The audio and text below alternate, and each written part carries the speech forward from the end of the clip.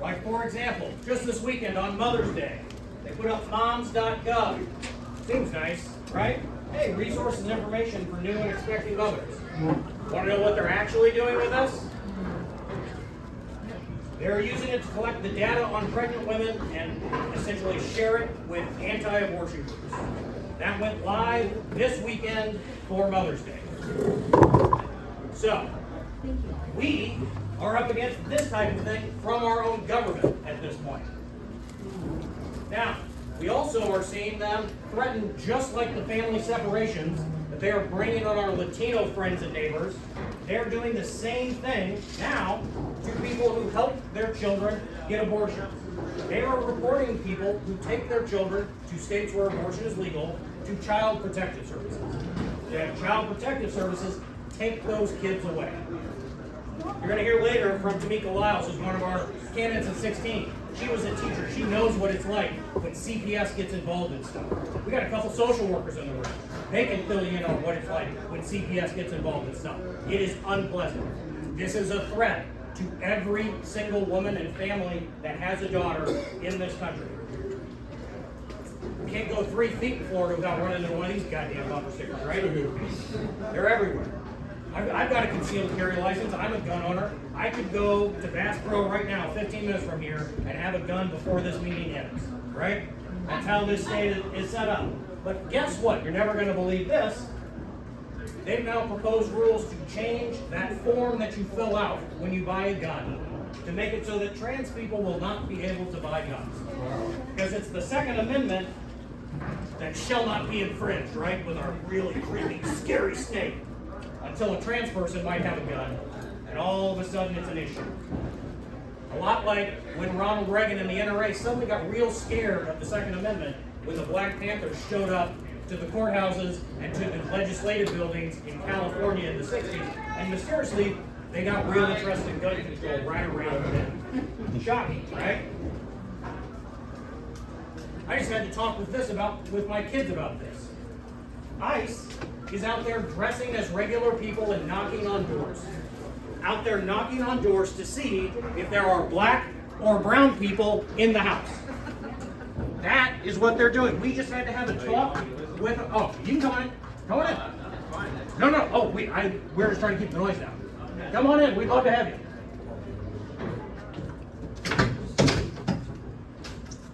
So we can't even let our kids open the goddamn door because it might be ICE there. Right? Meanwhile, we're dropping $29 billion on a war that none of us wanted. To make our gas prices higher, to bankrupt our farmers. For what? For what? I grew up on a chicken farm. This stuff is crushing farmers. Crushing them. But most importantly, I want to talk about this. You guys know I'm a retired law school professor, so you generally can't give me a presentation without me going off the rails and going into a bunch of history. But I want to talk to you about PBS Pinchback, the very first black politician elected in Louisiana in 1868, right after the Civil War. Right after the Civil War. And after the Civil War, just in case you're wondering, conservatives have always been conservative. Now, back then it was the Democrats. But this is out of South Carolina, identifying all the radical members of the first legislature after the war. You'll be shocked to find out it's all the black ones, right? Now, what did they do with this? We had a period until 1877 called Reconstruction, which is where we had a shot to get things a little bit better in this country. And then our president gave up on it and said, I'm going to pull the troops out of the South and I'm going to stop protecting our black citizens. Let's flash forward from that 20 years to 1893, when the Chicago's World Fair was born. The other thing that happened that year, Melvin Vaughn was born, my great-grandfather. Now, Melvin is featured in this poster. He served in World War I, was drafted into the Army. If you had this, my family still has this. This was an Army promotional poster from 1918. My family still has it. My great-grandpa is featured in, his name's right around here, as a private first class. He got drafted in. Served in the Army, came back to the farm, and because it was so long ago, he had a team of Palomino draft horses. That's That's how we farmed. Why? Because a gasoline tractor had not been invented yet. It had not been invented yet when my grandpa came back from World War I. My great-grandpa came back from World War I. This is his barn. This is a picture taken later because you can actually see the tractor he eventually had. Later on, that's the barn where those horses lived. This is my family farm right here. That's him at his 95th birthday. That's me right there. This is not ancient history. This happened. And let's talk about what my grandpa saw. He saw the diesel engine get invented. He saw his son serve in World War II in the Korean War. He saw the invention of refrigeration. He saw people travel by Zeppelin. He also lived long enough to see Operation Desert Storm, which started in January of 1991. Robert was probably in the military at that point, if I had to guess. No? I was 11. Okay. Now, I started this with the very first black politician elected in Louisiana, this guy, PBS Pinchback. Why did I do that and tie this together with my grandpa? That date of 1877 is important because the minute that Reconstruction ended, do you know how long it took for Louisiana to elect their next black politician? 130 years. It took until 1991, January of 1991. My great-grandfather, who saw the invention of the diesel engine, refrigeration, the Zeppelin, all this kind of stuff, died 2 months later. This happened in his lifetime, that he went his entire lifetime, post-Reconstruction, without seeing a single black person elected down here in the South. Now this is Louisiana. We could go to Alabama. We could go to Mississippi. Pick a state and watch these facts be about identical. Exact dates might be a little bit different, but it's going to be gosh darn close. That's why the Voting Rights Act was so important. We did not have a democracy in this country until 1965, which was the first time that black women could actually really vote and actually have a chance to participate in this democracy. This was our first chance to do that. And the Supreme Court just gutted it last week. And what happened? Immediately after it, every one of those states that were part of the Confederacy, what did they do? They started looking at redistricting to eliminate every black politician possible. We're watching it happen right now. Right now. Because the Supreme Court gutted the act that the movement fought for years. This is my oldest daughter. I love the picture of her when she was little, but she would murder me if I didn't put something of her when she was older. So this is her playing violin last weekend. I don't want to see this happen for her lifetime, right? I don't want my grandkids someday to be telling a story about how we saw the Voting Rights Act eviscerated. Think of all the change that Grandpa Drew saw in his lifetime before my daughter could run for fucking office again. We cannot let this shit stand. That's why I'm pissed off today. Who else is pissed off today? What are we pissed off? Let's hear from Tamika Love. What are you pissed off about today? About everything you just said. There we go. You were speaking. Gonna fit in well here. Speaking directly to my heart. Absolutely. How about you? I'm pissed off because we have a clown that's extremely destructive of our country as a president. And we Agreed. gotta put up with it in the meantime. Did you see what they did today where they said when he fell asleep in that meeting that's just how he blinks? He blinks for 10 minutes. 10-minute long blinks. I will tell you, if that works, I'm doing this in front of my kids all the time. I'm blinking for 10 minutes.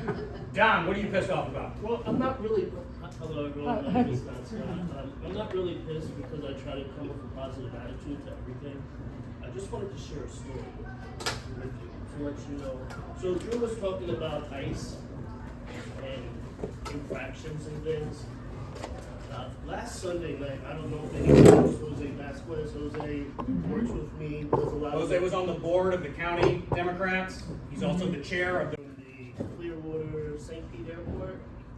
Drove all the way back. I live in Brandon, right on Lumsden. We stopped at the Speedway at Lumsden and Providence, if anybody's familiar, right across from the Lowe's, the Bonefish. Yes.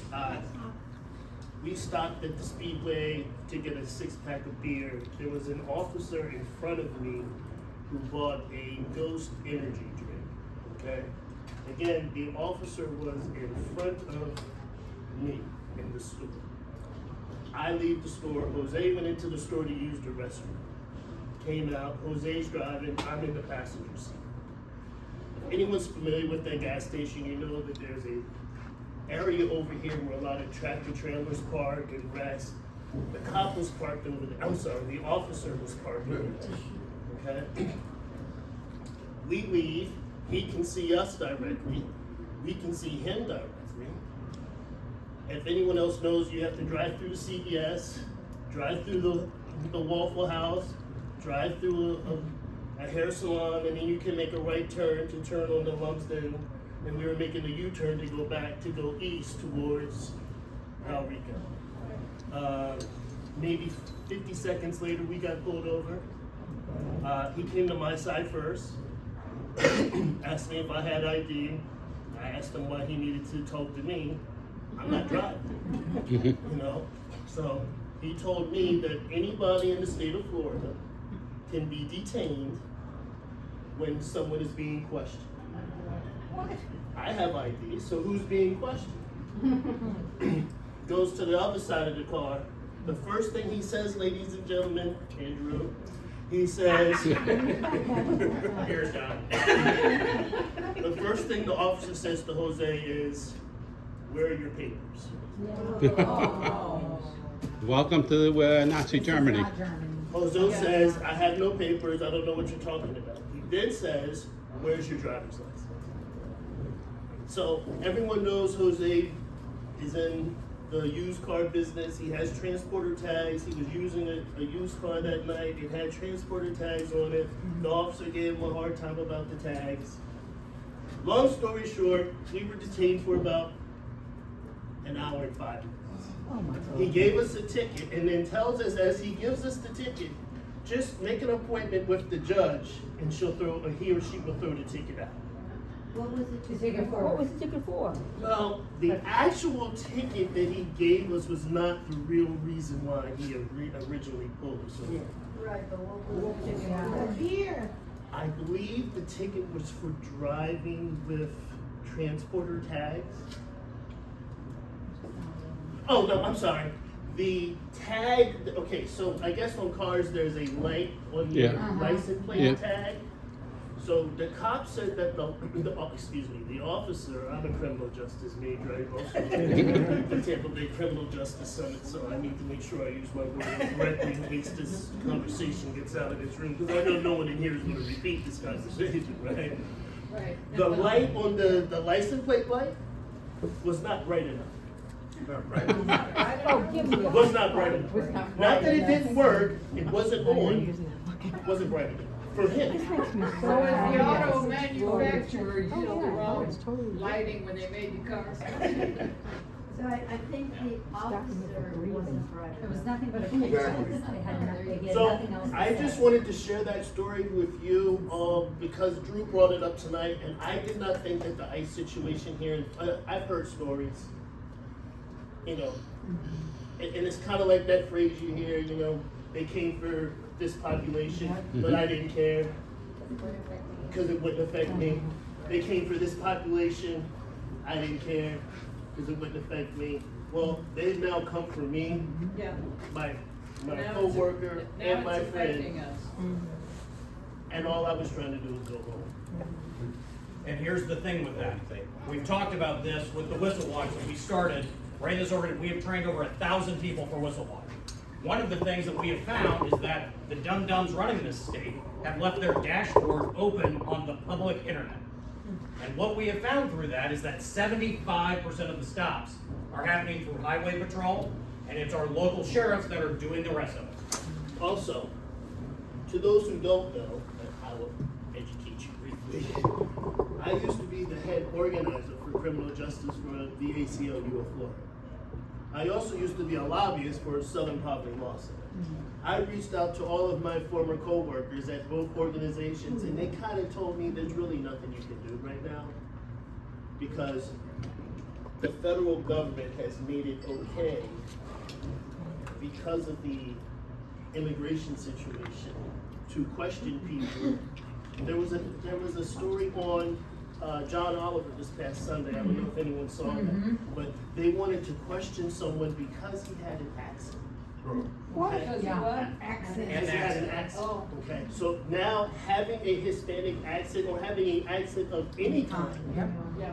is now cause for And you those to are be called Kavanaugh stops, named after. That's one of the exactly what they Supreme call Court it. That's Oh my yes. God. Hang on, was that Robert? Does, my question to you is, or to anybody who might know, 587G, does that have anything to do? That's all this is about. That's what it That's is, what okay. this That's, is. that's So the the incentive, 580, right, incentive to arrest people? from what I understand, the 587G laws was put in act when I was actually lobbying against this in 2021. Yeah. The 587G Act gives local police officers the right to act as custody officials. So that gives them the right to ask Jose for his papers, even though, but when I asked his superior officer, is racial profiling illegal in the state of Florida? She looked at me like I had 9 eyes and green skin. But I just thought since Drew was on that topic, a lot of times we hear stories, you know, like I said, well, it didn't affect me because I'm not part of that population. Well, I'm here in this room with all of you right now, and you all, most of you, probably 80% of this room knows Jose, met Jose. It's real. This shit is Yeah. real. I have a friend that's from Cuba. She's been here for about 25 years. She has since become an American citizen, married to an American citizen. And I tell her now, the way that things are, because she still has a strong, heavy accent, and even though she's become a citizen, I tell her, carry your papers. Take your papers with you, because anybody with an accent now is a targeted person. That's a That's the way it shame. is now. Yes, I'm sorry. I thought, that's the, he was bringing up, but I just read something that there's an incentive program too, like they're paying the population. Sweet Jesus. They were glad. They didn't flip it. 3,000 per person. Well, I heard it was less than that, but still, there was an incentive to actually arrest these people. It's $3,000 if you can hold and detain them for more than Well, 24 but I do want hours. to tell you guys that not all of those Hillsborough County Sheriff are on board because my long guy, who is an American citizen, but he's Mexican, whatever, he's accused of thing. He got pulled over, he got, like, you know, they were calling him and then they, like, you know, basically. They surrounded him? Yeah, surrounded him. And he called, because they were in all of our cars, so he called the sheriff and said, I don't know who these people are, they're surrounding my car. You know, but the sheriff did come, and the sheriff actually, you know, de-escalated the situation, looked at his stuff, said he's an American citizen, we can let him go.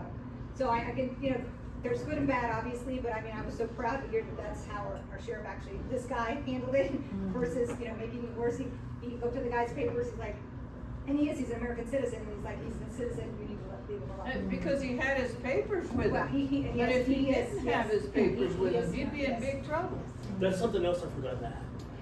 When the officer pulled Jose over, and anyone speaking who's ever spoken with Jose knows that there's a language barrier, right? Jose asked for a translator. The officer told him no. Jose asked to speak to a supervisor. The officer told him no. Jose asked for a supervisor again. Again, he was denied. So, and all of this is on the body cam. It might be, it might not. But what they didn't anticipate was, I'm sure they thought, because people tell me I look Dominican, right? So they probably thought I was undocumented too, right? Let's start with the darker skinned guy, because he's scarier, right? Yeah. Give me a Yeah. break. Yeah. The bald-headed black Oh guy. my God. So we got a lot to be angry about, Yes. right? This is getting. But I'm not angry, I just wanted to educate. I try to come with a positive attitude so you can make a positive It's getting out of change. hand. John's too mellow. We gotta be angry on his behalf. Well, that's- But remember, that anger is a gift, right? Anger is a gift. Dr. King taught us that it's not enough to be angry though.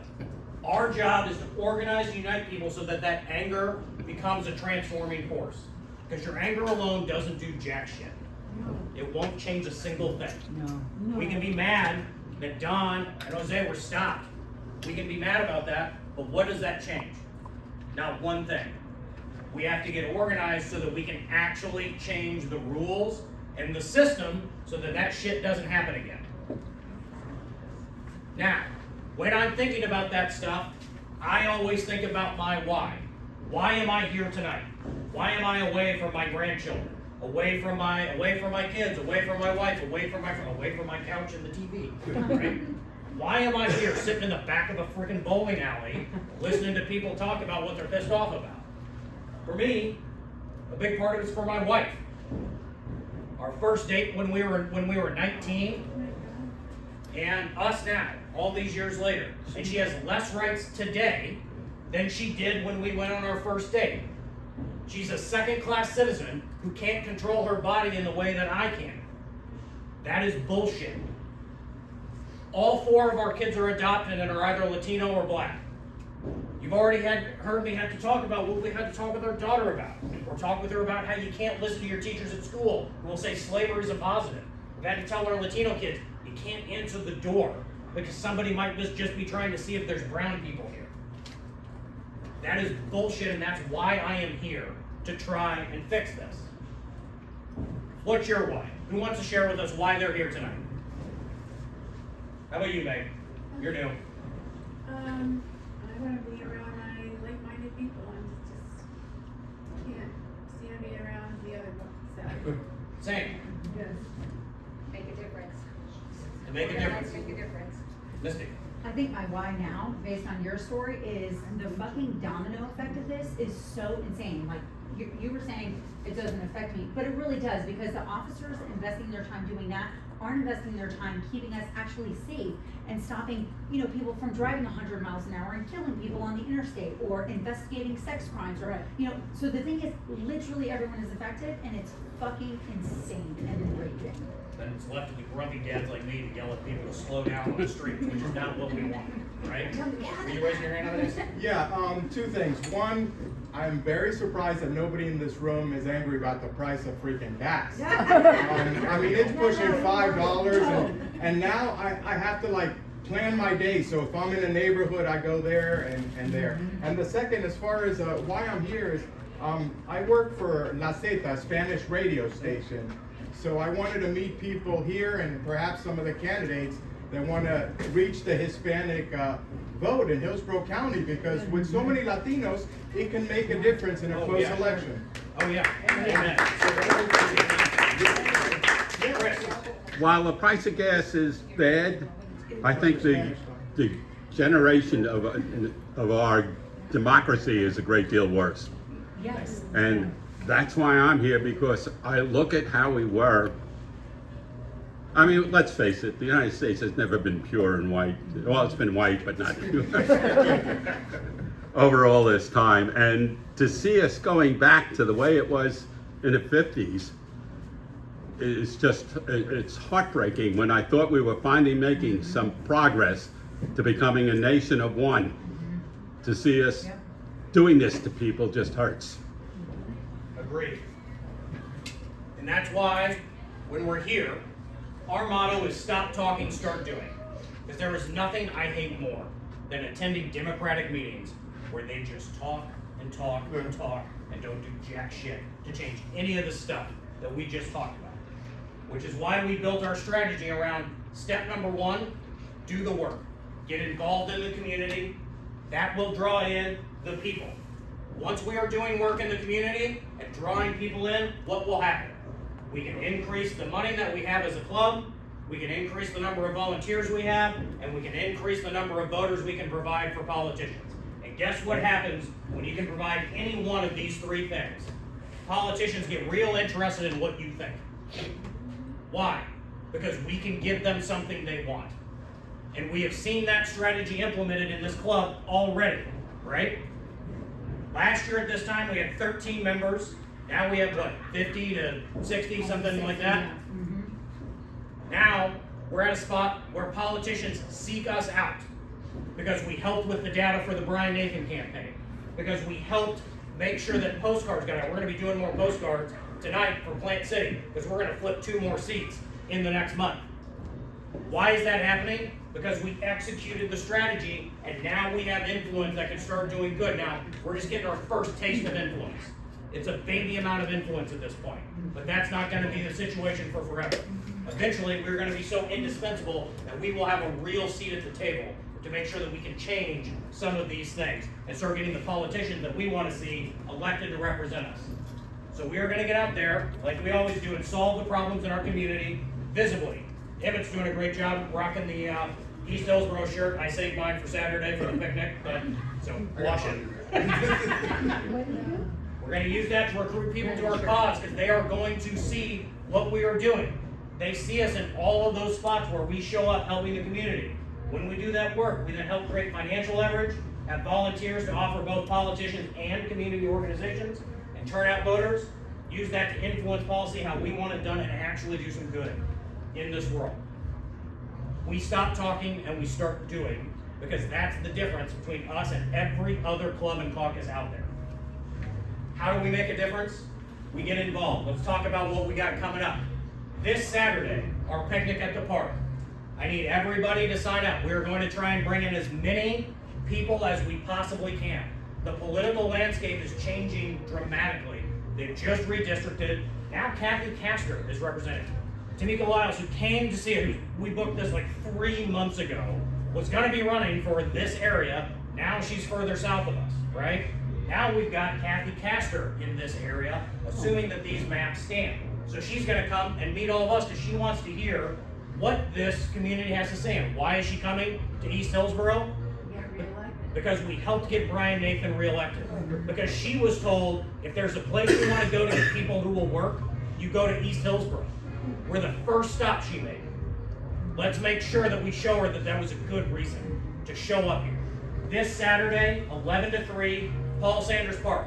It's covered, it's shaded, kids are welcome. All 4 of my kids will be there. We will have hamburgers, hot dogs. Emmett's going to be grilling. We're going to have some vegetarian option, right? Yeah.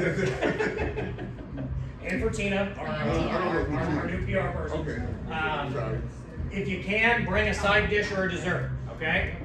All right, we're gonna be pushing this out to a lot of people before Saturday. We already have an Eventbrite up. We're gonna have about a 10,000 person email campaign going out. So we have a whole bunch of marketing that's coming out for this. So we are going to try to pack that park with Democrats, okay? Then we're gonna make sure that as many candidates as possible are there so that they can meet as many of our voters as humanly possible.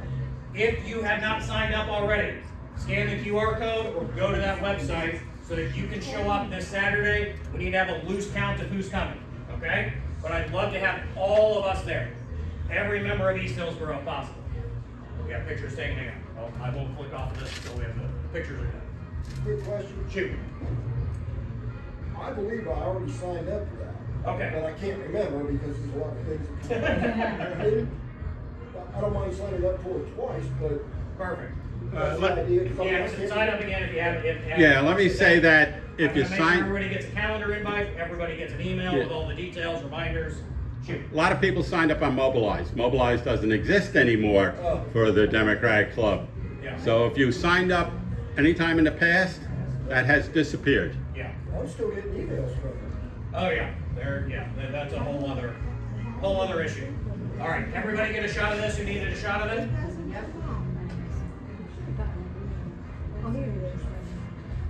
Oh, Drew, Yes, what, Susan. what's the street that you have to come in on for the So park? it'll because be of all the Bloomingdale construction? Avenue. So there is, Paul Sanders Park sits at a corner, okay?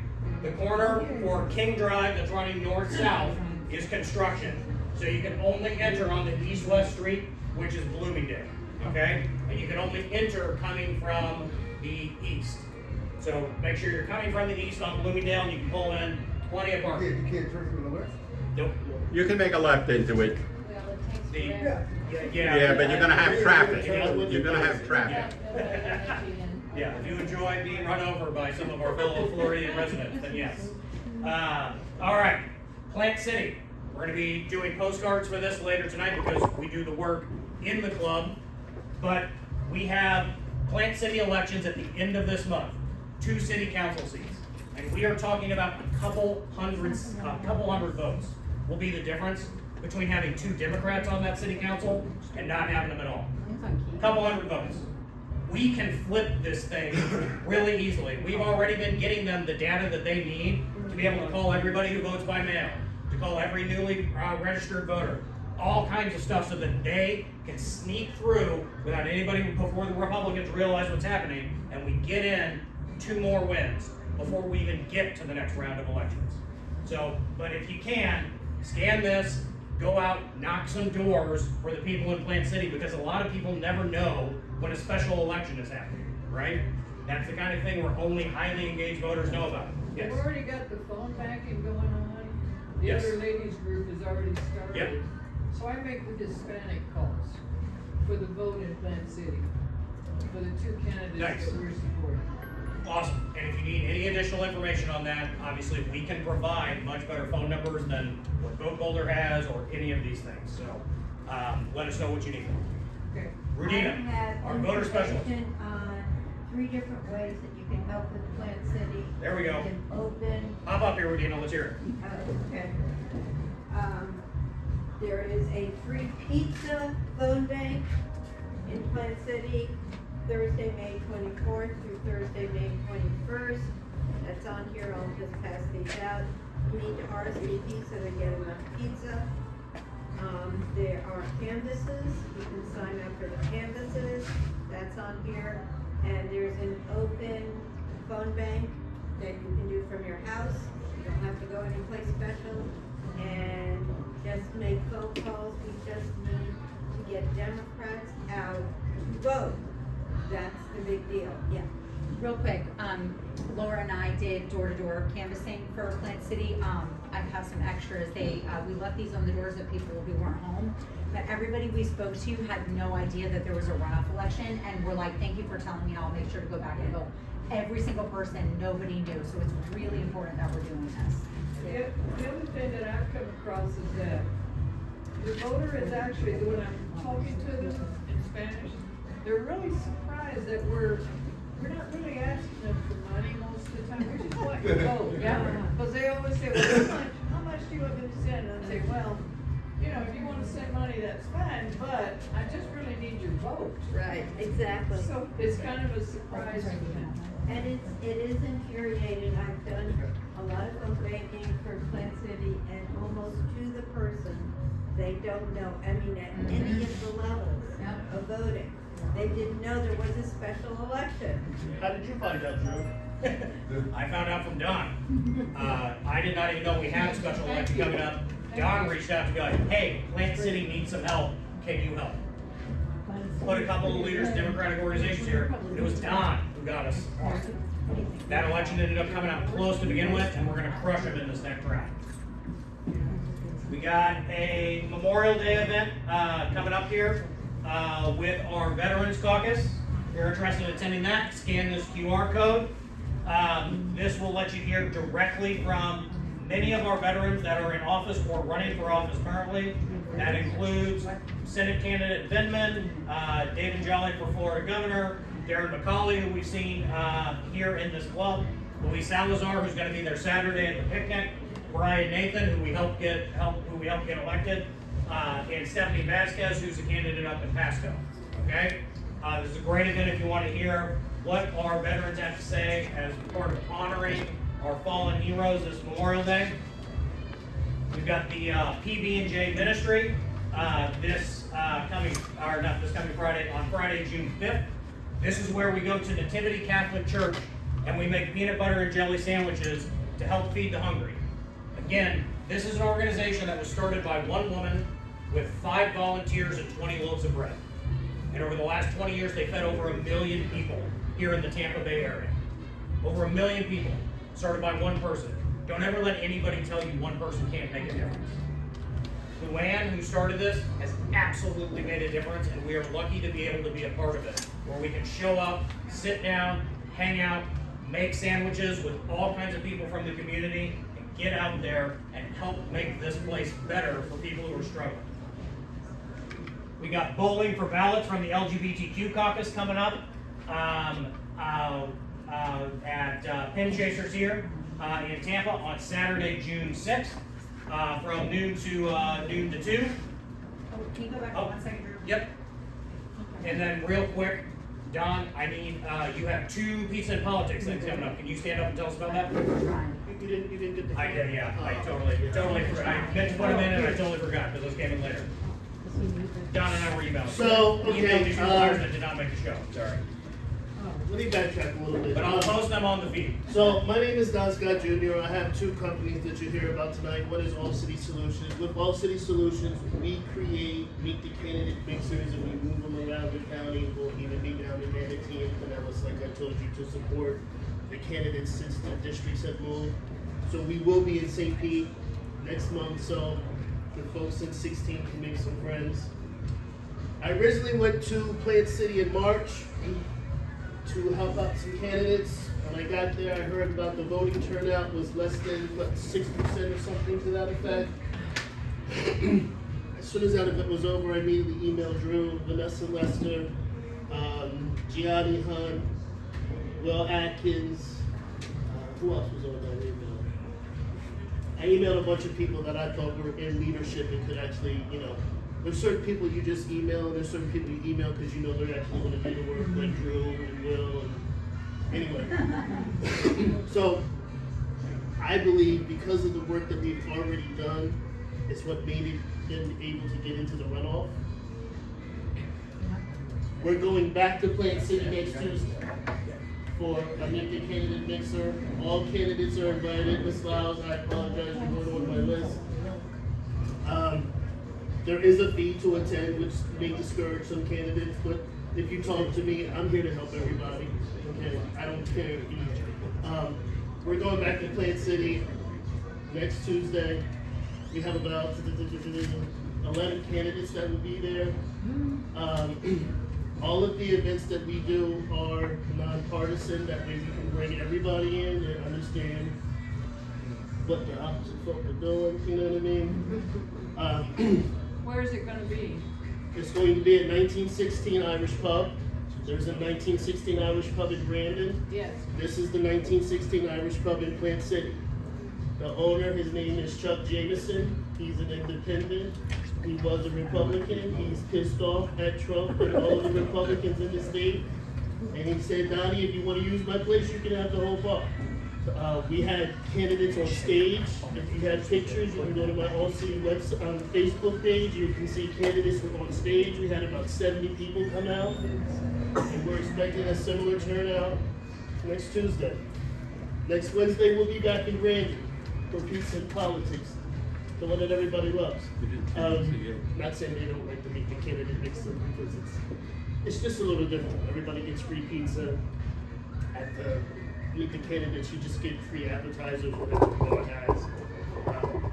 But all the candidates get 3 to 5 minutes to speak for both events. And again, we encourage Best if all you we stand in have. the front of it, there you go. We have judicial candidates. The 4 remaining judicial candidates that will be there at both events. Newton will be at both events. He's running for 62. Keandra Darling will be at one of the events. She's also running in 62.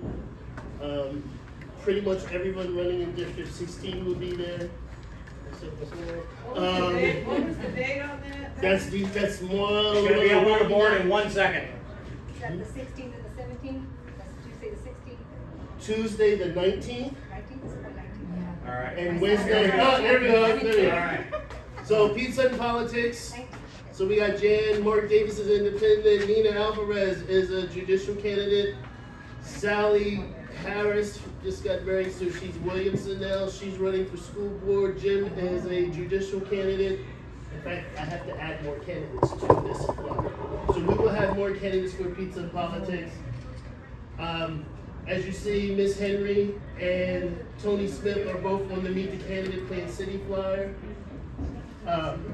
So all of these events are free to attend. There's no charge to you, the voter. Okay? In fact, we It's a give cool you. caveat that he put in because he charges the candidates. It's hilarious. It's my favorite thing that he does. And we give you free food. Maybe give everybody free food. We don't buy free drinks because, you know, if somebody gets into an accident, I don't want the liability. I don't want to go to jail because you decided to have a good time and you don't know how to drive. So these are the events that I do. I was telling Miss Lyles, who I just met this evening, that these events will be moving around. Next month, I believe we'll be in St. Pete. There'll be a pizza. We'll be in St. Pete for a meet the candidates. Say again? There'll be a pizza and politics in South Tampa next month. Still in the game? And then we'll be No. back, we'll be Not back to my here knowledge. in Oh, maybe July. him. His table collapsed. If you have any questions, you can email me, smoke signal me. Drew knows how to get in touch with me, even knows where I live, so that's kind of scary. John and I were neighbors.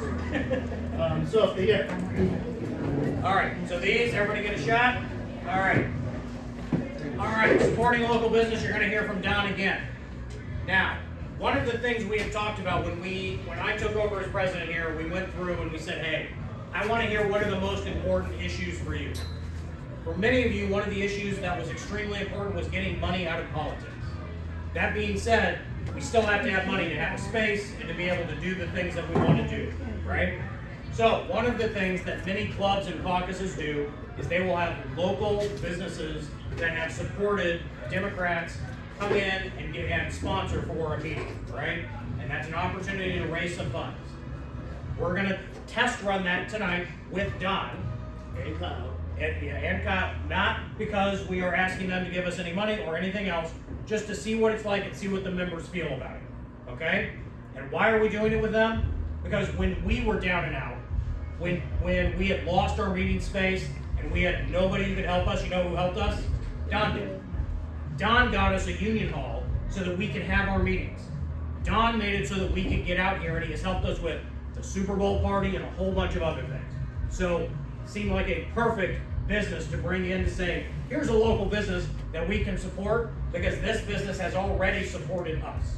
Okay? So let's hear from you guys. Come on in.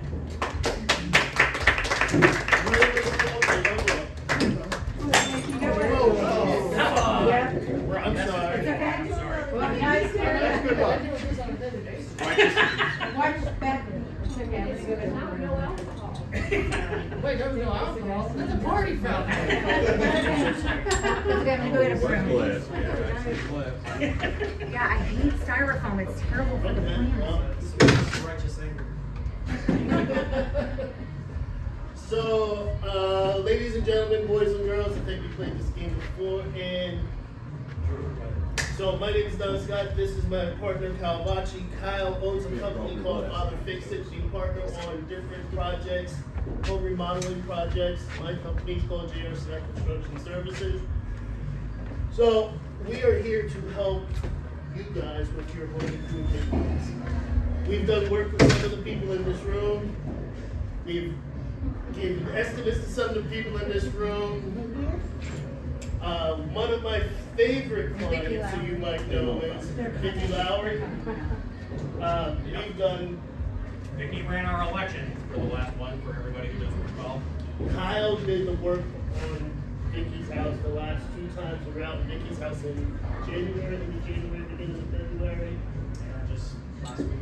And then we were just there maybe 2 weeks ago. You name it, we kind of do it within reason. You know, certain things we just don't do. And we'll tell you, we don't tell you a dream. So what we do is we offer, I'm sorry, I forgot this part. If everybody has a pen, I'll give you my personal cell phone number. With that, you get a 10% discount on any work that is done on your home. And then once we solidify the deal with Drew and everyone else in the organization, if we do the project and you're happy with it, which everyone seems to be very happy with Kyle's work, Jose's work, we will then give a $50 donation to the East Hillsborough Democratic. We do the same thing with the East, with the Democratic Women's Club, with the Women's Club. We've done about maybe 7 or 8 different families with the Democratic Women's Club. We are on and off with working with Jan Slater, one of her friends down in Anna Maria Island. If anybody knows Jan has a very affluent friends. So we're working on her friend's $2.5 million house on Anna Maria Island. So, how are you gonna say? No, kind of taking on a little bit. Wasn't not good at self-promotion. Looking to get more involved and see how I can help influence the local community. I don't have a political background. Captain in the Army and financial advisor for USAA. And now looking to support local community through craftsmanship, home remodels, and help support them. See how we can make a difference, help introduce affordable housing and solve some of these issues that I don't see being addressed the way that I would like to. From the government. Kyle has also developed a affordable housing built container homes. So we're pitching it to the Tampa Housing Authority. We've pitched it to different veterans organizations. It's a very unique way to create affordable housing, very affordable housing, and really not affordable. Not a free state of Florida. So, for my friend in the back, the radio guy. Yes, sí. Because I host a bunch of events, I know a bunch of candidates. Oh, we need to. Tenemos que hablar. How's your Spanish? Un poquito. I'm here, and I have information on the radio station too. So yeah, I'm sorry. No, no problem. Thanks. So that's all I have. We really appreciate your business, as we can give Drew here and the organization a donation and continue to support and get Democrats elected in Hillsborough. Oh, I passed out some of Kyle's pencils. They're the orange ones, so if you didn't get a pencil, please pass it out. You sharpen with a knife, right? Okay. I got it. So, one of the most important ways you can vote is to vote with your dollars, right? Finding out what businesses support our interests, support our community are extremely important. You got handyman issues, we got a business that supports our community. We want to keep those dollars in our community wherever we can. Now, at our next meeting, we're going to go over this and say, hey, is this something we'd be interested in doing and having some more businesses that are either Democrat aligned or owned by Democrats come in and present to us as part of these meetings as potential fundraisers, okay? But I want to know if you guys want to do that or not, as I know a lot of us don't like the money in politics, so we have to weigh out the balance of both of those things. Now, we are here, yeah, done. We do, so if you have an electrical issue, I can put you in touch with the people who work with the electrical union who can come out and do your electrical work. If you need plumbers, we can put you in touch with union plumbers to do. I try to support union all the way around. So maybe we can build a blue list of. That's what we're doing with the Democratic Women's Club. Oh, Yep. And they have insurance people. It runs the, yeah. Are they sharing, I'm sorry, are they sharing this list that they're developing? You know what, my friend, with the nice cowboy hat, I don't think that they are sharing this list. I think they're just keeping it with their members, but I love their members and they love me and Kyle, so I'm cool with that. I didn't know about it though. That's a Phillies hat, isn't it? Yes, sir. Go Birds. I'm sure they'll share it because I mean, we're some of us are Yeah. members of it, but you don't. I mean, and some of the ladies in here have gotten the information, so it's somebody's, you know. Yeah. Laura. You go ask people questions and then you get information, and that's what I do. And the Southeast Hillsborough Women are one of our closely aligned clubs, right? So we have provided them with the data on every single female voter in their entire district so that they can reach out and grow their club, right? We work with them on the PB&J ministry and all kinds of other stuff where we work very closely together.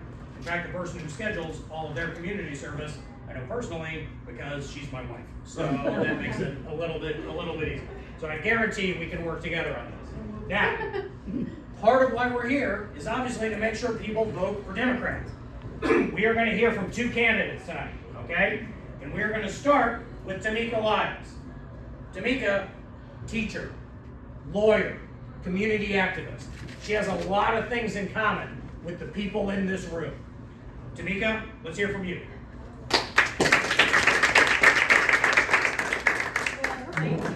Thank you for having me. I had a whole speech put together, but after listening to Drew tonight, I think I'm gonna switch it up just a little bit. Just to switch it up just a little bit.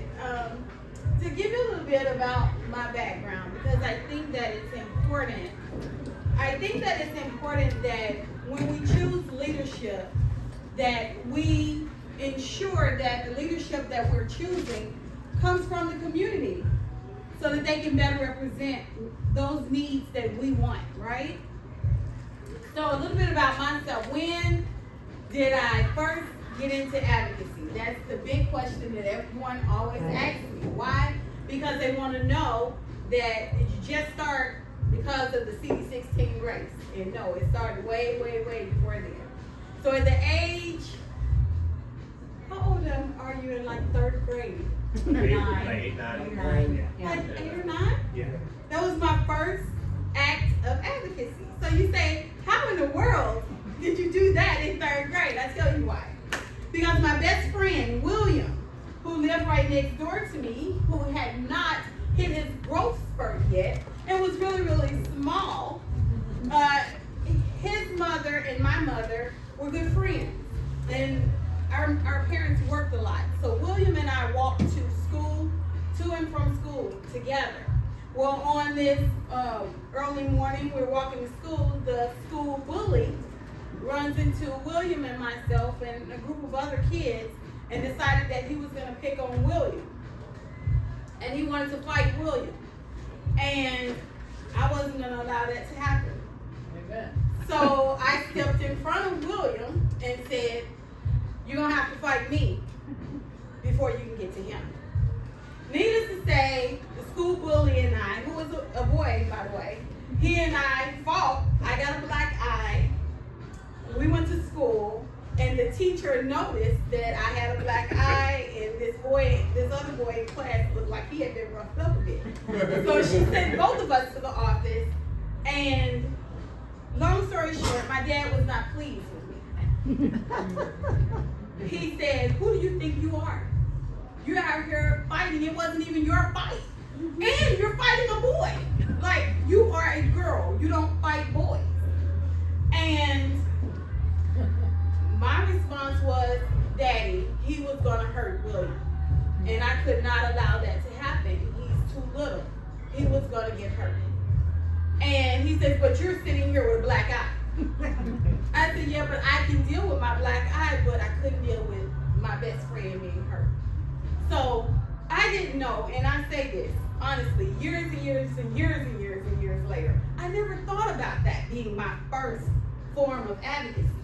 Never thought about it until my team asked me, well, give us your background. Tell us, some things that happened as a kid and all of this, and it came to me. My path was built for me way before I knew it was built for me. At the age of 15, I became the youngest person in my program's history to pass the Tennessee State Board exam to become a nursing assistant.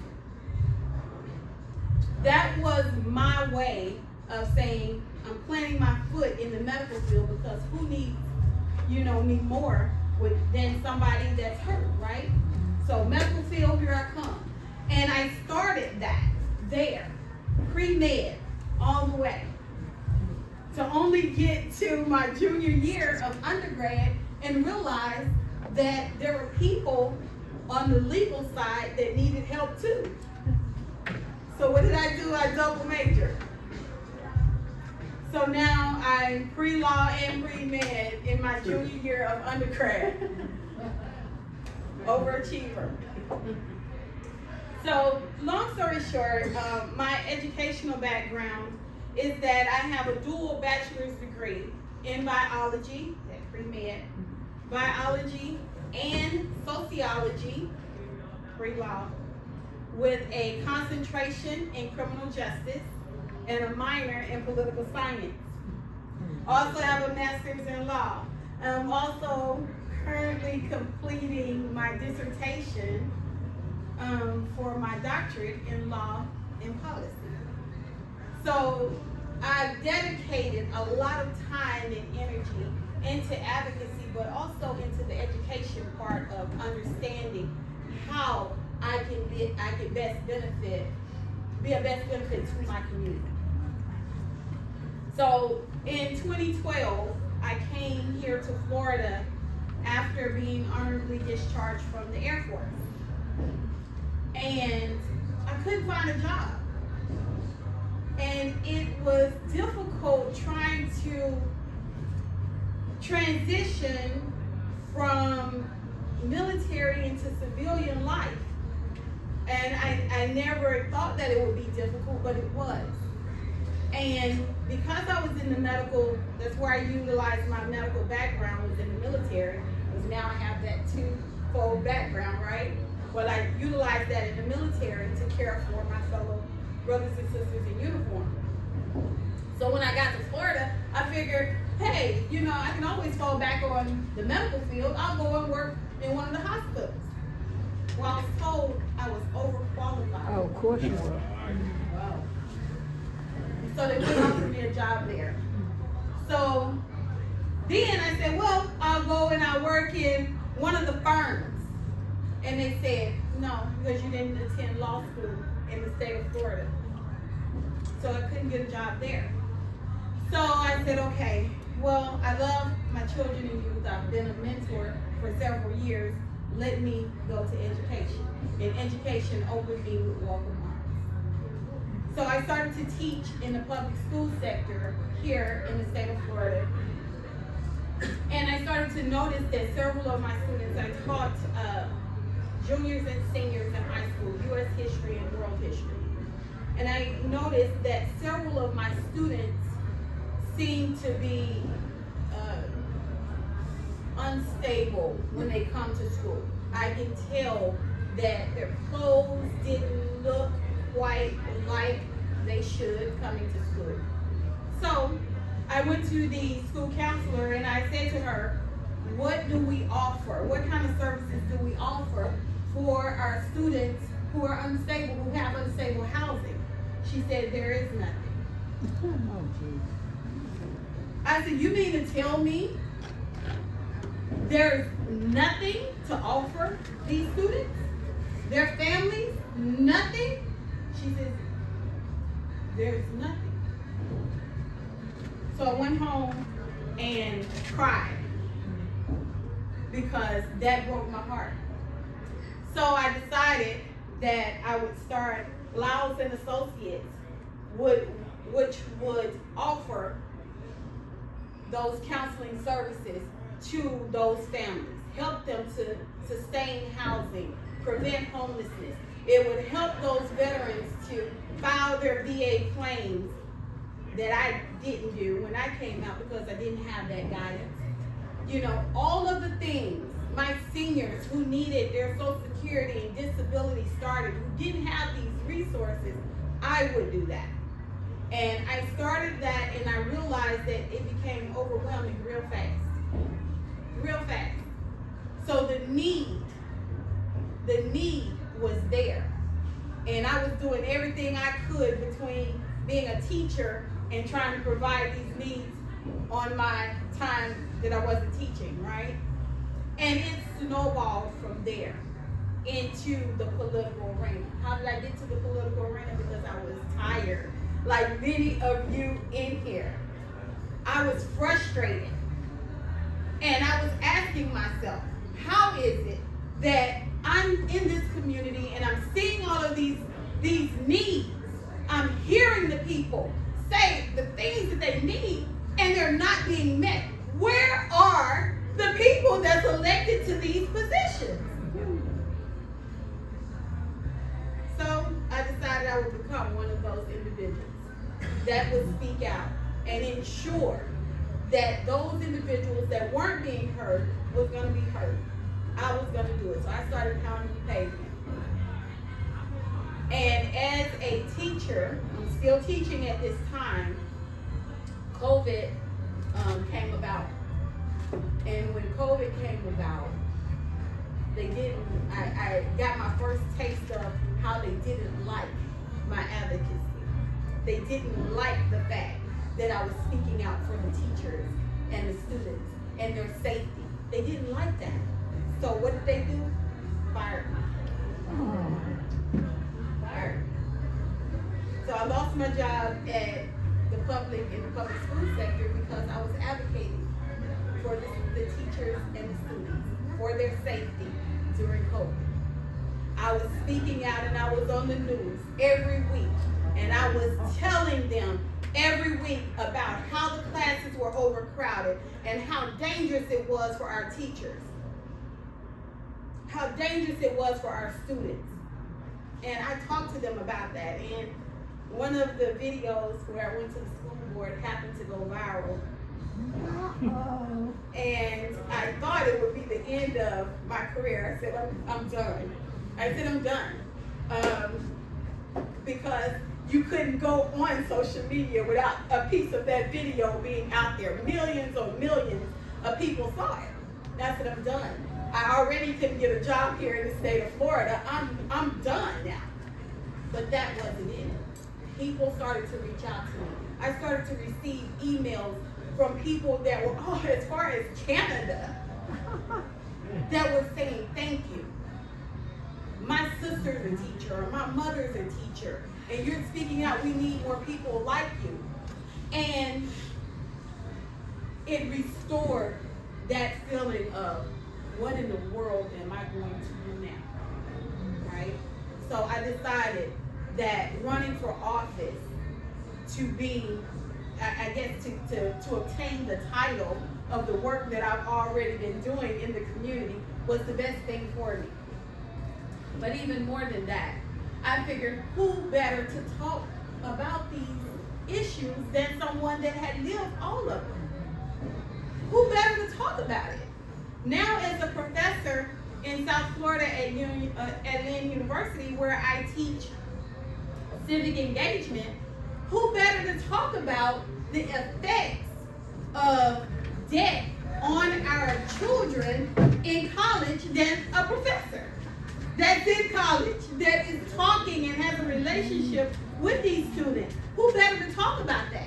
Who better to talk about how we need money back in our public school sector than a former teacher in the public school sector? Who better to talk about healthcare than somebody that trained and worked in it? Who better to speak to these veteran issues than me, a veteran, a female veteran, a female minority veteran? All of these things that were happening were screaming, Tamika, you can't sit down. You can't. People need you. And so they say to me now, because I'm in CD 16, and they say it's flooded with Republicans. How do you relate to them? And I say, well, and I told them that the other night when I spoke, I said, well, I don't know, but I just paid over $5 a gallon for gas, and that gas did not ask me what party affiliation I had.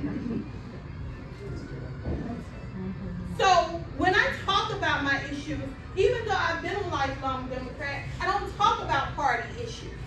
I don't scream and lean on the party. Why? Because the issues are the issues. People want to know what are the solutions to these issues that are going on. How are they going to put food on their table? How are they going to keep their lights on?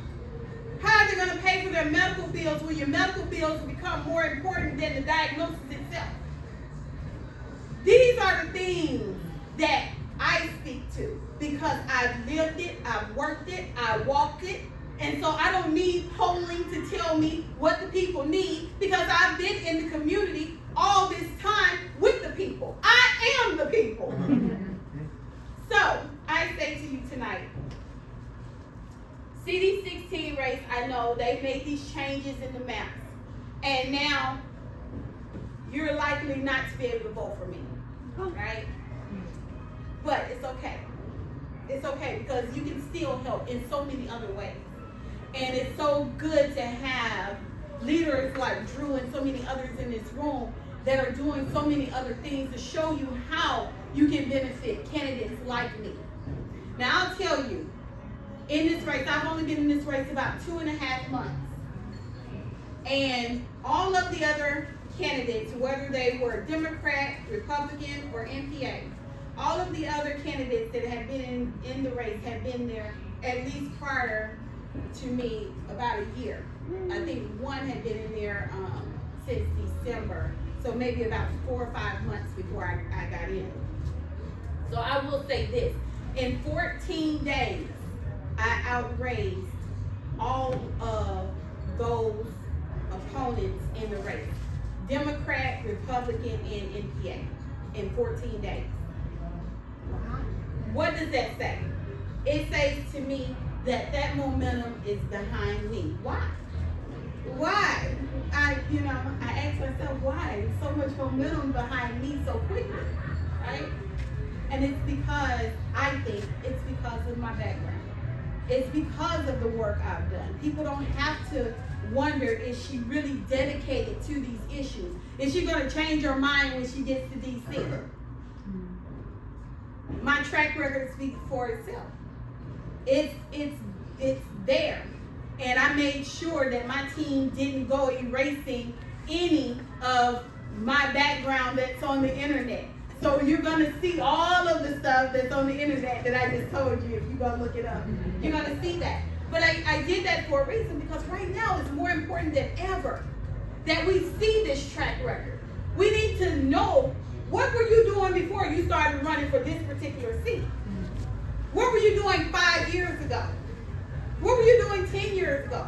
Why is that important? Because we need to know that they're dedicated to the words that they're speaking to us, and they're not just saying that just to get applause or just to get a vote. Because we've done that. We've done that. We've lived that, right? We voted for these individuals and they get to DC, and then we wonder why our lives are unchanged. They're unchanged because those people were never dedicated to the issues that they said they were. They were never dedicated to our community, to us, to our families, to our needs. They never cared about those things. They only cared about being elected. So I say to you tonight that it is of utmost importance that you not only vote, but you become very involved. Very involved. As I look around the room tonight, I see more women in here than I do men. But do not be dismayed with that. Although I want to speak to my women for a moment, just for a moment. We have so many issues that are at stake right now. We are literally being targeted. Women are being targeted. Our voices are being silenced. Do not take that without doing anything. Do not take that. Because I'll tell you right now, the Republican Party knows that this race is a woman's race. How do they know that? How do I know that they know that? Because they endorsed the RNC chair's wife for my race. Not the RNC chair, who probably would have done a whole lot better, but his wife. And if you know anything about Republicans, you know that they're very strategic. Very strategic. So I would say that they were thinking ahead, and they know that this race is for a woman, so they went and they endorsed Sydney.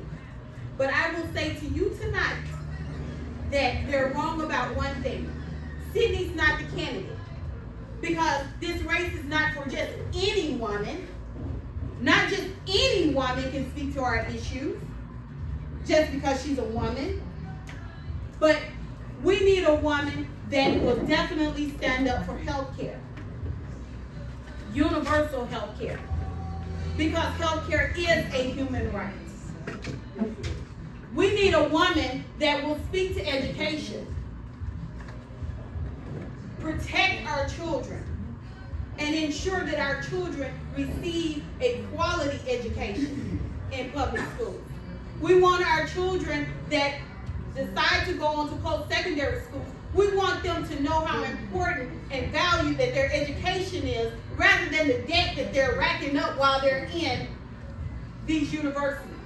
Before they even start their college careers, they're racking up debt. We need somebody to that. And not just any woman can speak to that. We need a woman that is dedicated to this country and protecting our United States Constitution as well as the citizens up under it. Why? Because she took an oath to protect it,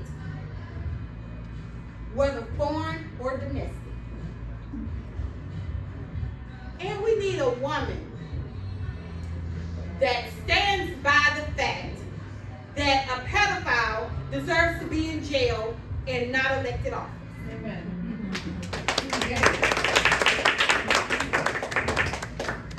So as you can see tonight, I'm not one of those that bite their tongue very easily.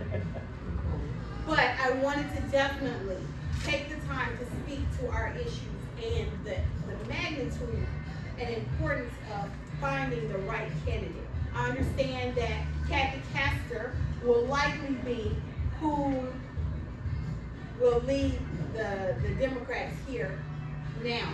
She will likely do that. If the maps don't change back, and I don't believe they will. However, you can still support my campaign by phone banking, by contributing to it, knocking doors.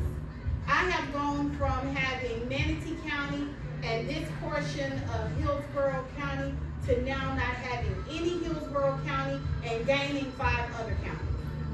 So now I have 6. But I look at that and I say that it's okay because it gives me the opportunity to speak to the needs of over 750,000 people who feel like they are going unheard right now. And that in itself is a blessing. So, if you like anything I've said to you tonight, if it motivates you, and I hope that it does, then I encourage you to take that little postcard that you have. It has a QR code on the back. You can donate to my campaign there. It also has my campaign website there. You can send me messages through my campaign website because I am an advocate before I'm anything else. And I want to hear from you. I want to know what moves you, what's important to you, and if I've forgotten anything. I know I only have a few minutes to speak tonight, so I may not have addressed everything, but please understand that I'm willing to answer any questions that you have, and I would love your support in any way that you can get. And we're gonna do questions right after this, because we're gonna do Robert people, and we'll do questions where people, because we've got another candidate here, we're gonna hear from Robert, and then what we'll do while we're writing postcards, I'll let the candidates circulate, so that they can then talk to anybody and hear any questions that people have while we're writing postcards. Okay? Thank you all so much.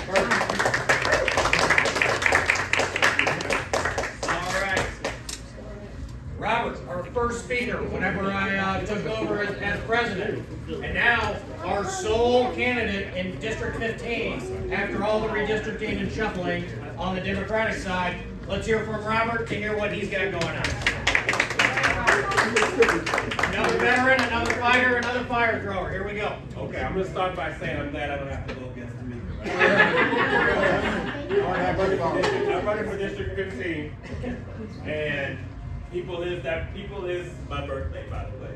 So I didn't like my name for a long time. Dr. King, I got to the dog with. So District 15, the redistricting. I know we're all upset about that, right? So right now, District 15 was originally part of Hillsborough, part of Polk, part of Pasco. Now it includes, got rid of, or you don't have Polk County anymore. I believe the portion of Hillsborough got smaller. Pasco is a little bit larger. More to the north, we lose the west part of Pasco, and we gained Hernando and Citrus County. So from this end, from the southern end of District 15 to the northern tip is 90 miles.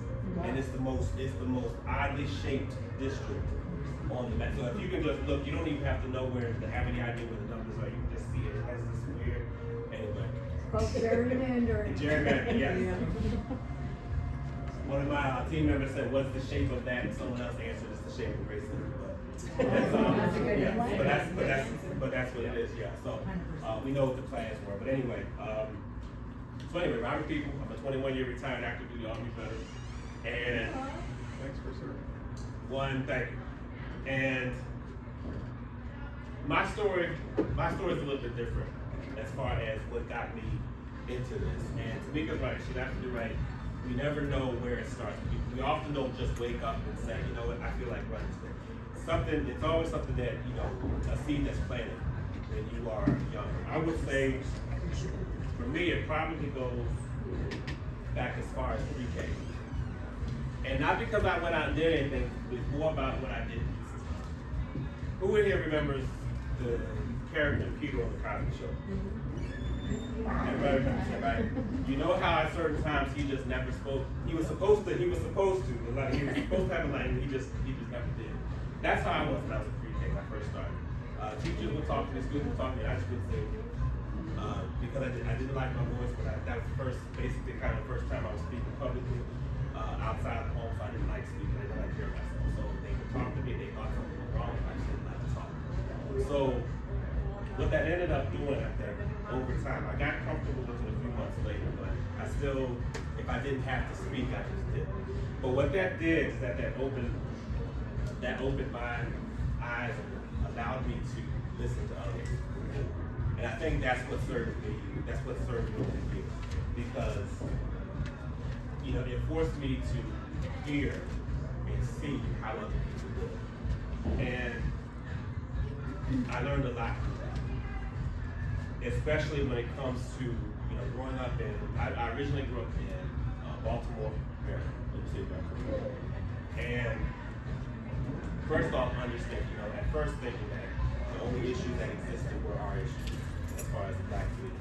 But listening more and paying more attention to others after I got into the military, living in different communities, that allowed me to say, hey, wait a minute, there's other issues that exist besides just ours. When I went back, I would say, after I was in the Army for a few years, and we went back to Baltimore to visit. And I grew up, didn't have a car, anything like that, took the bus and everything. But going back in the car now, I was able to drive through the city. And I would say this is probably where the seed really was planted, because a lot of where we grew up looked exactly the same, run down, abandoned, that it did when I was a kid. We're talking about now 20, 25 years later. So I imagine it was probably another 10, 20 years before that. So altogether 40, 50 years. And it was sad to see that, because I took my wife at the time and I wanted to show her everywhere I grew up. And of course, now that I'm showing her all this, it's like, this is where you grew up, nothing's changed, everything was the same, boarded up, corner stores, house, all of it was exactly the same as it was when I was young. And I would start saying, you know, if I was mayor, I would tell my wife this, if I was mayor, this is, I have to list of everything that would change. And she slept on it. So she said the pastor, so yeah, okay. So each time I came back, it was always something, you know how you go back to the same areas, the same spaces, and see something different, you learn something different. It was like that. Each time I went back, it was like it bothered me more and more. And I found something different. I said, man, it's here. And if I was the mayor's not doing this, and I didn't know. I wasn't deep in politics, and I just assumed that it was the mayor. So that's what that. So anyway, long story short, the more I did that, the more I wondered, can I really do something? Is there something I can do to fix issues like this? I can't come back to Baltimore because I was in the army at the time, but can I do it anywhere else? Now, at the same time, and about 4 years in, that's when us junior soldiers went to the assembly. This is at Fort, now Cavazos, before Hood at the time. And this was a few months before 9/11. And the base command sergeant major, before we started this assembly, whatever it was about, he said, you know, a lot of you, as I go to these units, a lot of you have good ideas. And, you know, a lot of you complain, but a lot of you have good ideas. And he asked us, he said, how many of you want to go to the position for sergeant? Not all had positions for sergeant. Now, very few of us raised their hand. I did not. And what he said stuck with me all this time as far as responsible for why I decided to work for the city. He said, it's a shame that a lot of you would rather complain, sit on the sidelines and complain, but not step up and be part of the solution. And I took that as a challenge. And I said, okay, you know what? Maybe I'll do one more. I'll do one more listen and do what he said. And ultimately we went from 4 to 21 because I found something. I found a challenge each time it came up, another time it came up, I found something else. I'm like, okay, let me do one more. So now we get all the way to November 2024. And we all know what happened that night, right? November 5th. So as my wife and I are watching, the states continually flipping at the battleground states and states that we're hoping to get ourselves, what that Sergeant Major said came back to my mind. And by this time, and years have gone by since I've been going back and forth saying how things look back there. So I had probably complained the most about Congress for about, I want to say 10, 15 years. And I've been very active on social media, so I was speaking a lot, very outspoken about it. And I know when it looked like Trump was going to win, I said, well, what I didn't want to do was just disappear. I didn't want to just not say anything. But I know how y'all understand how devastating this was. So I said, you know, I got to come back. I got to give something back to everyone who's following me, those who ask, okay, what does this mean, and so forth. So at 2:30, 3 o'clock in the morning, whatever that was, watching, that's when what he said came back to me. And I said, there's something I got to do.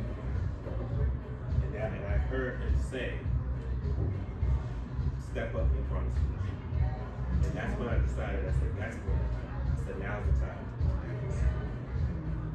I went to my wife and I said, I gotta make this happen. I gotta do it. She said, I got you. And anybody who has a husband, you understand how it is when you want to do it. When your spouse tell you, your wife tell you, they got you. You run through a brick wall. So when she said that, I said, okay, I'm ready. So that's what got me into this into this race. So it's been a long, oh my goodness, a long 2-3 weeks ever since this whole thing started with the redistricting and people flipping and switching and all this. It's been crazy. I feel the worst for voters for you because you're all the ones trying to figure this out. And they want you all confused. That's the thing. They want you to be confused to where it makes it easier for them. And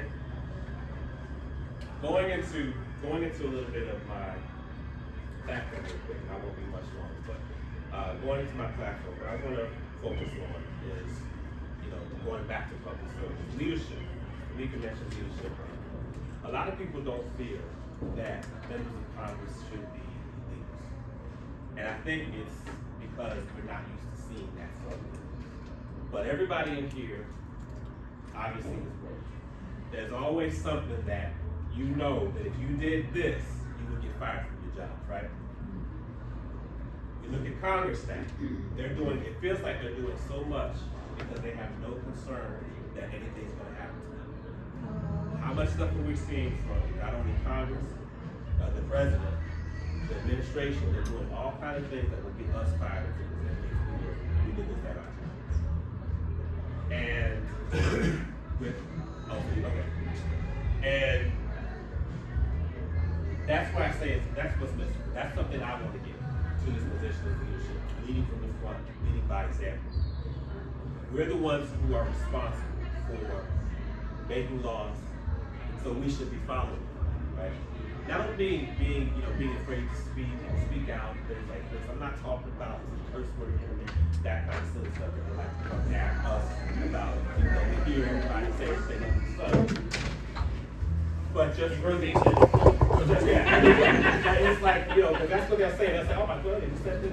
It's like, we hear all this stuff coming from, but a sense of you feel comfortable following. That's what leadership is about. Being in a position where someone feels comfortable. That's what I want to say. And what I'm going to do after is impeaching, convicting, and removing this whole administration. The reason I say that is because we need to number one, they can't go just right off to the sunset after all of this. And I feel like that's what they're gonna, if they could just squeeze them away and slid away and that's it, then they'd be fine. But they need to be held accountable so that the future administrations know this is not what happens. And people often will push back and say, well, wait a minute, it was twice off, right? Well, there's a big difference now. That's what this administration does so much more now than the first two times. So the idea of they did it twice, or we did it twice, for me at least doesn't fly because there's more. And I say it's just the same as if somebody did something to you. They did a little bit of this thing, let's say they stole your car, you press charges, didn't go through. Second time, they stole your car, I don't know, drove it cross town, press charges didn't work. Now let's say they blow up your house. Are you gonna say, no, I'm not gonna do it because I tried to press charges twice? No, you're gonna keep going because more is happening. So we see now, there's no guardrails at all. So that's what it feels like. Every day there's something else. People say all the time, municipal and politics is war, right? So that's why I want to go after that. Social Security, we've stopped talking about it, but the issue has not fixed itself. We talked about it a lot early last year. We stopped because of, I know I'm going to say the big ugly bill, that's what started to take over that, but the problem's still there. There hasn't been a solution, any solutions proposed as far as that goes. So I want to make sure that stays in the forefront. Taxing the billionaires. We need to make sure we're more aggressive about that too. And I don't mean just in the sense of saying it during campaign, but really going after. We're seeing where all the money's going, right? They're going to the billionaires, they're getting all these tax cuts, but also 29 million, right? I'm sorry, 29 billion in Iran, right? So the question of, actually that goes to my next point, that's the last one I'll make here. With Medicare for all and anything else where the question comes up, how are we gonna pay for it? Well, $29 billion in Iran, that's what? These immigration detention centers, that's another, because it was something, what, to the tune of $400 and something million that they were planning per year to keep that money. Those are the areas that, those are just a few areas where we need to focus as far as where the money's coming from. We don't want to continue raising, we don't need to continue raising taxes because all we're doing is going around is corruption. And, we've gotten so used to doing that. When corruption's over here, so let's go over here and try to fix whatever this way and get around it. That's the same as when your kid is stacking blocks, some kid comes, knocks the blocks over, you tell the kid, let's move over here now, keep stacking blocks. What does this kid over here decide to do? Just walks over there, knocks the blocks over. You gotta remove this. You gotta remove the child that they got. You can't keep going around all the corruption we're seeing. You gotta start going after that. So those are just a few areas I would like to address. And let's see here. And I don't like to, and I apologize for this because our volunteer meeting is tonight too, so I'm not able to stay, but I want to make sure, does everybody have my card and information? Yep. If you do not, please let me know whether you are in District 15 or not. Please let me know if you have any questions. And even if you're not in 15, I'll make sure you get an answer. If you're not in District 15, we are neighbors still. So we're friends, we're still neighbors, so I'll make sure I'm more than happy to hear from you. Plus we're in Congress, so what I propose, the work I do is not going to only go to District 15, it's going to be throughout the country. So it doesn't have to be just within the district here.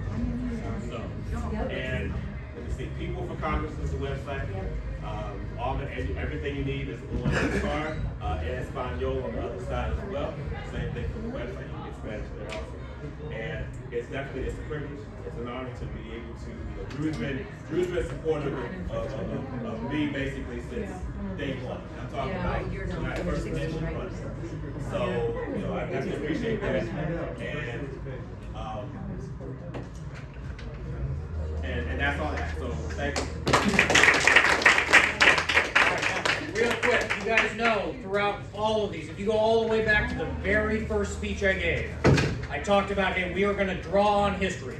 We're going to draw on the civil rights movement. We're going to find strategies we can use. And one of the first things we talked about was how in Oakland, children were getting run over crossing the streets. And so what did the Black Panthers do?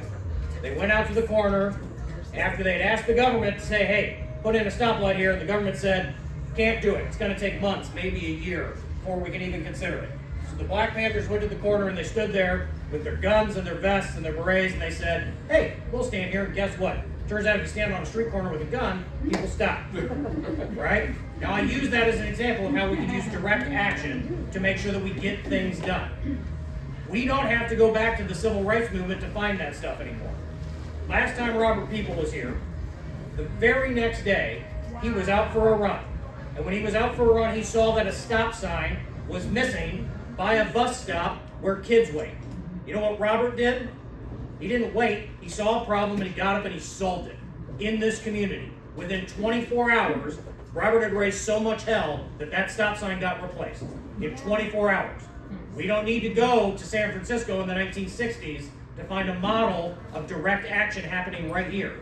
We can just turn around and look at Robert. It's happened in our community already. That's what we need.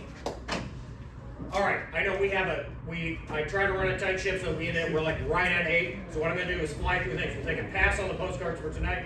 We'll finish those before the election. Treasurer's report, Laura, go.